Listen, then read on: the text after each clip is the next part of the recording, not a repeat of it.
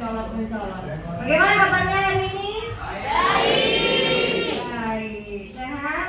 Sudah sarapan? Siapa yang tidak masuk hari ini? Oh, semua? Pika tidak masuk? Oh alah, Dika tadi malam masih komen, sekarang hari ini masuk pakai. Semoga cepat sembuh Dika dan Natar ya. Hari ini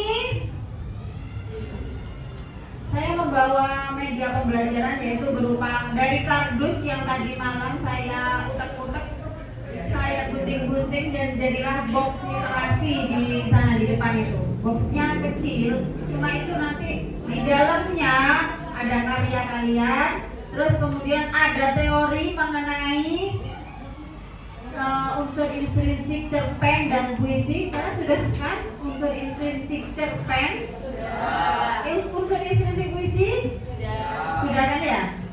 Nah, terus kemudian nanti ada karya kalian di situ. Jadi kalian hari ini tujuan pembelajarannya hari ini ada 3, yaitu yang pertama kalian mengetahui, memahami tentang unsur intrinsik cerpen dan unsur intrinsik puisi. Yang kedua, kalian menyusun atau membuat cerpen dan puisi. Tapi membuat cerpen dan puisinya ini berkelompok, tidak satu-satu ya saudara-saudara. Jadi tidak perlu khawatir. Jadi satu kelompok ada 4 anak yang membuat satu produk, cerpen atau puisi. Yang ketiga, kalian menangkap makna. Jadi puisi nanti akan dipresentasikan per kelompok ke depan.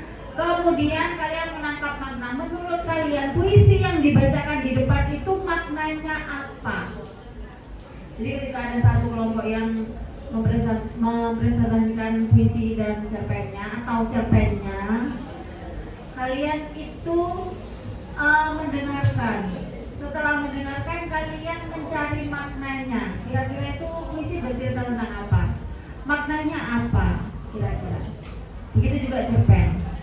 Cerpen, kalian tulis makna dari cerpennya apa. Terutama lagi kalian harus menemukan amanat. Amanat itu apa nak? Iya, amanat pesan. Setiap kalian menciptakan, kalian membuat karya, puisi atau cerpen harus mengandung pesan moral. Oke. Jadi itu tujuan pembelajaran kita hari ini. Kalau sudah tujuan pembelajaran kita tercapai pada pagi hari ini, kalian sudah termasuk anak-anak yang hebat. Hebat tidak lapor naik 4? Hebat. Meskipun sering ditinggal ya, ditinggal sama wali kelasnya. Nah, untungnya tidak tahu mengapa Pak Holil itu adalah wali kelas yang paling beruntung. Di tahun yang dulu sebelum pegang kelas 8 naik 4 itu, beliau juga pegang kelas 8 naik 8 apa? 9A. Di kelas 9A itu ya anaknya model-modelannya seperti ini semua.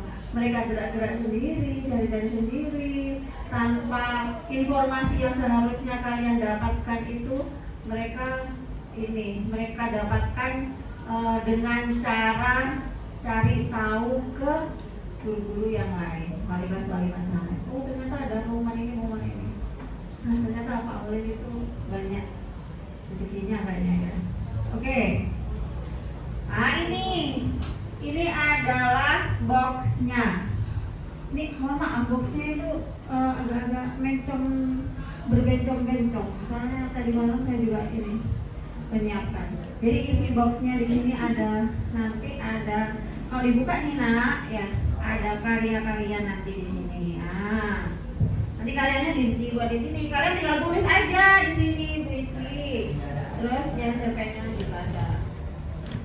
Terus kemudian ada nih unsur intrinsik, kalau dibuka nih ya, ada unsur intrinsik puisi. Apa aja unsur intrinsik puisi? Tidak kan? Materinya sudah, apa saja? 1. Apa kira-kira? Nah ini kalau dibuka nih kayak gini.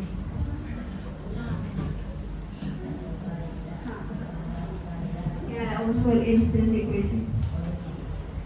Ada yang mau membaca? Ayo, baca. Yang merasa. Agi kamu yang ada nih, dibaca. Unsur deskripsi puisi. Unsur puisi mendalam dari dalam. Unsur batin puisi atau makna yang tersembunyi yang ingin disampaikan oleh penyair. Struktur fisik puisi atau bentuk, diksi, imaji, kata lengkap, majas, rima, tipograf. Struktur batin puisi, tema, rasa, nada, amanat. Dengar kalian? Iya. Kayak ini membaca tanpa perasaan. Perasaannya, membacanya di sini orangnya. Tadinya ada di sini dia. Ada di mana, Leng? Di mana hatimu? Siapa yang curi hatimu? Kok bacanya kayak unsur intrinsik puisi itu dibagi menjadi dua, unsur batin dan unsur bentuknya. Iya. Jadi unsur batin atau makna puisi dan dibagi dua. Kalau unsur intrinsik puisi ya, unsur batin dan unsur bentuknya. Bentuknya di sini ada apa saja? Ada judul, rima, ya. Terus apa lagi? Majas. Terus apa lagi? Tipografi itu bentuknya. Bentuk dari puisinya. Kalau kamu menulis puisi kan ada bentuknya ya. Iya. Misalnya satu bait terdiri dari 2 baris, atau kamu langsung satu bait semua. Boleh. Ada tipografinya, misalnya dibentuk segitiga. Boleh. Situ A. Yang kedua I. Yang ketiga hai. Yang keempat apa? Jadi ketika dilihat puisinya itu berbentuk segitiga. Apakah itu boleh? Itu yang namanya tipografi. Bentuknya puisinya. Secara kalian lihat itu namanya bentuk puisi. Yang kedua, isi atau maknanya puisi. Maknanya puisi ada apa aja di sini? Pegang ya. Nah, maknanya di sini ada tema. Kalian kalau buat puisi ada temanya? Ada. Hari ini karena sedang galau, suasana hari ini tidak sesuai dengan suasana hatiku. Mengapa hari ini dia tidak melihatku sama sekali? Berarti puisinya puisi yang temanya bagus. Karena dicuekin itu hari ini. Jadi biasanya puisi dan cerpen itu tercipta gitu. Karena keadaan seseorang, keadaan perasaan seseorang hari ini. Kalau cerpen itu kan ceritanya pendek, ya. Pendeknya seberapa sih? 1 lembar boleh, 2 lembar boleh? Boleh. Apa lagi? Pendeknya seberapa? Pendeknya cerpen itu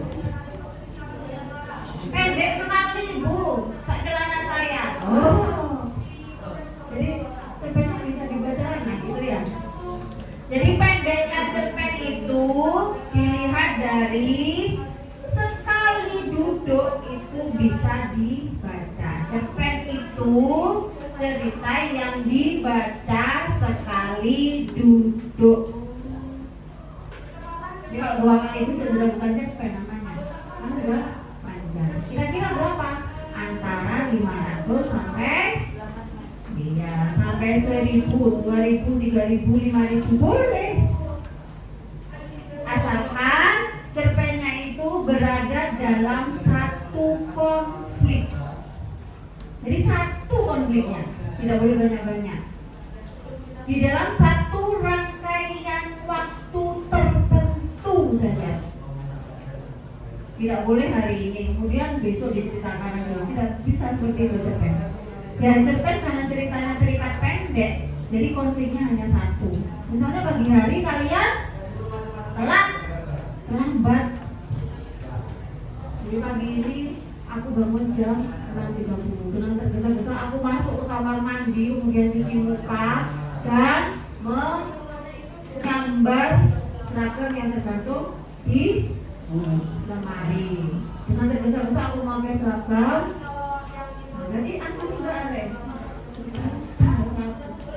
Ini problemnya cuma satu, karena terlambat.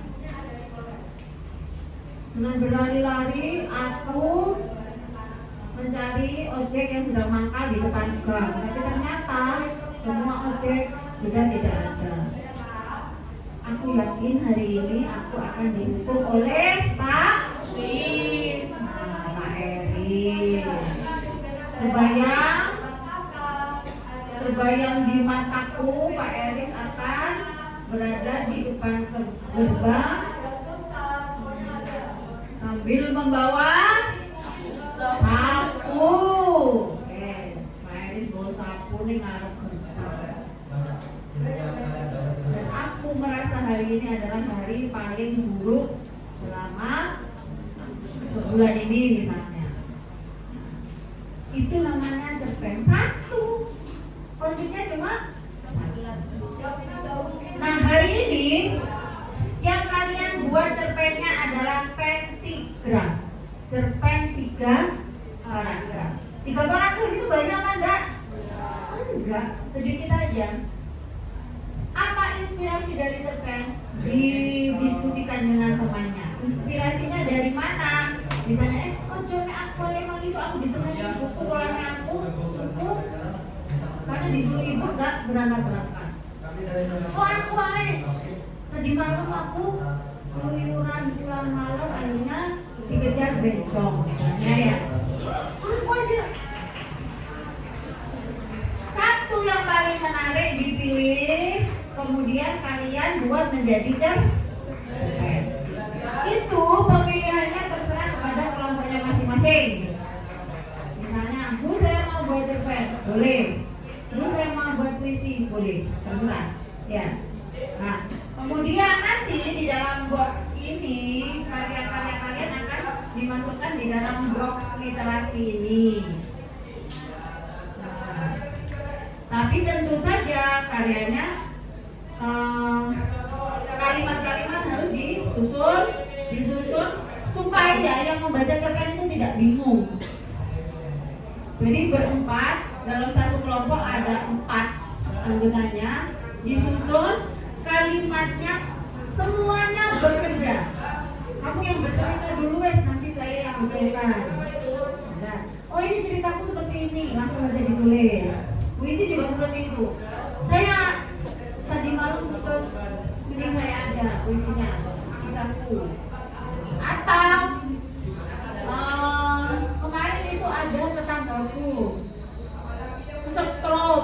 Nah, itu bisa dibuat cerpen atau puisi memang. Jadi dengan ada tetanggaku kebakaran, dibuat puisi saja, boleh. Ya. Jadi kalian tugasnya membuat puisi di sini nih. Di sini sudah saya sediakan. Ini ada karya puisi, karya cerpen, ditulis di sini. Kemudian kalian juga akan mendapatkan ini. Apa ini? Subjudul, nanti dirapikan sama ininya. Nah, ini. Sama ada teorinya, nanti dibagikan per kelompok. Sekarang kalian membentuk kelompok, anggotanya paling banyak 4, paling sedikit 3. Ayo silakan berkelompok. Saya tunggu, saya kasih waktu 1 menit. Ya, silakan berkelompok.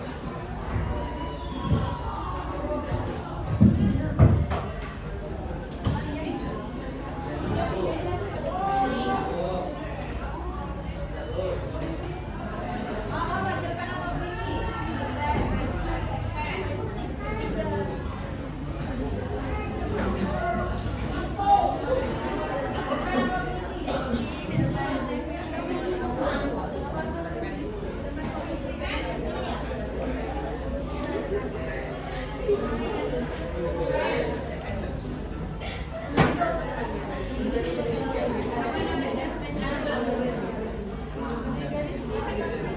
yang belum dapat?